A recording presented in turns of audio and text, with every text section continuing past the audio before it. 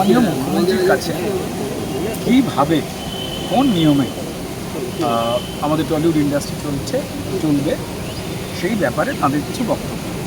তো তাই তারা যখন ওখানে পারেননি, নন্দনে তথ্য সংস্কৃতির আরেকটি গুরুত্বপূর্ণ জায়গা, সেখানে তথ্য সংস্কৃতি দপ্তরে তারা তাদের যে চিঠি সম্মানীয় মুখ্যমন্ত্রীর জন্য সেই চিঠির প্রতিলিপি তারা জমা দিলেন এবং তারা অত্যন্ত শান্তি শৃঙ্খলার সঙ্গে সবাই মিলে একসঙ্গে যে কাজ করতে চান এবং সরকারের কাছ থেকে কোনো একটি সঠিক নিয়ম তারা যে প্রত্যাশা করছেন সেই কথা তারা জানিয়েছেন।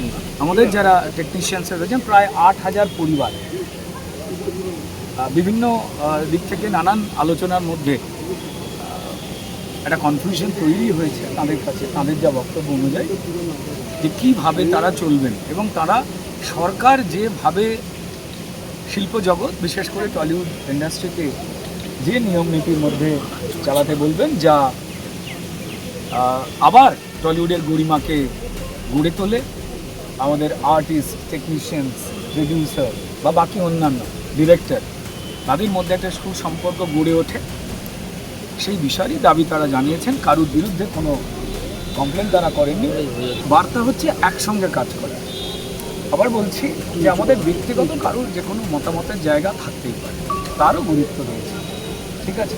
আমরা কেউ কোনো ইচ্ছা পোষণ করতেই পারি, কিন্তু আসলে সেই ইচ্ছা সঠিক জায়গায় গেল কিনা তার সিদ্ধান্ত নেবেন পশ্চিমবঙ্গ সরকার এবং আমাদের সম্মানীয় মুখ্যমন্ত্রী।